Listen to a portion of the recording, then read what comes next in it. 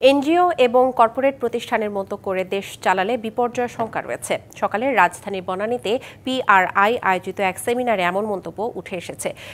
এ সময় বাজার ভিত্তিক ঘোষণা দিয়েও ডলারের দাম নিয়ন্ত্রণের সমালোচনা করেন বক্তারা। বলেন, টাকাকে শক্তিশালী করলে সরকারেরই লাভ, এতে করে ঋণ পরিশোধের সক্ষমতা বাড়বে।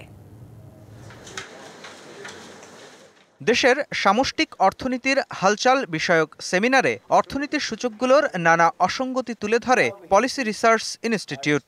সংস্থাটির চেয়ারম্যান মন্তব্য করেন, যুক্তরাষ্ট্রের আরোপ করা শুল্ক নিয়ে দর কষাকষিতে সরকার দক্ষতার পরিচয় দিতে পারেনি। যুক্তরাষ্ট্রের পাল্টা শুল্ক সংকট তৈরি করেছে। এক এক দেশের এক এক শুল্ক, এটি নতুন। দর কষাকষির ক্ষেত্রে বাংলাদেশ দক্ষতার পরিচয় দেখায়নি। এ সময় গবেষকরা তথ্য উপাত্ত দিয়ে আর্থিক খাতের নানা অব্যবস্থাপনার তথ্য তুলে ধরেন। অভিযোগ করেন, সরকার ব্যাংক থেকে ঋণ নিয়ে সুদ পরিশোধ করছে। রাজস্ব আহরণে এনবিআর এর ভূমিকা নিয়েও প্রশ্ন তোলেন বক্তারা। সংস্কার সবসময়ই সমস্যা, কারণ সংস্কার পুরো প্রক্রিয়াকে চ্যালেঞ্জ করে।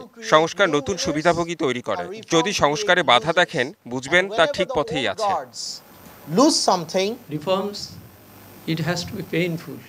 বসুন্ধরা টিস্যু, অশুদ্ধতার বিরুদ্ধে এক বিন্দুও ছাড় নয়।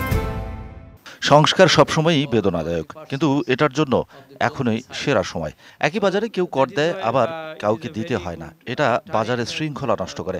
নীতি ও আহরণ আলাদা হলে পরিস্থিতির উন্নতি হবে। পরে মঈন খান বলেন, অনেকেই অভিযোগ করার চেষ্টা করেন বিএনপি সংস্কার বিরোধী। এমন ধারণা ঠিক নয়। অনেকেই এটা বলার চেষ্টা করেন বিএনপি সংস্কারের বাধা দিচ্ছে। এটা ঠিক না, বরং বিএনপি প্রথম সংস্কারের কথা বলেছে। সংস্কার কারো একার পক্ষে সম্ভব নয়, এটি চলমান প্রক্রিয়া।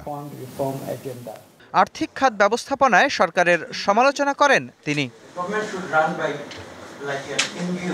এনজিও ও কর্পোরেট প্রতিষ্ঠানের মতো করে দেশ চালালে বিপর্যয় বাড়বে।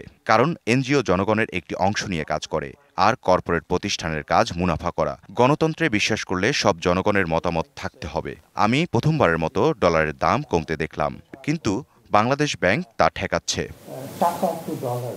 মঈন খান মনে করেন, টাকা শক্তিশালী হলে বিদেশি ঋণ পরিশোধের বোঝা খানিকটা হালকা হবে। মোস্তফা মাহবুব, ডিবিসি নিউজ, ঢাকা।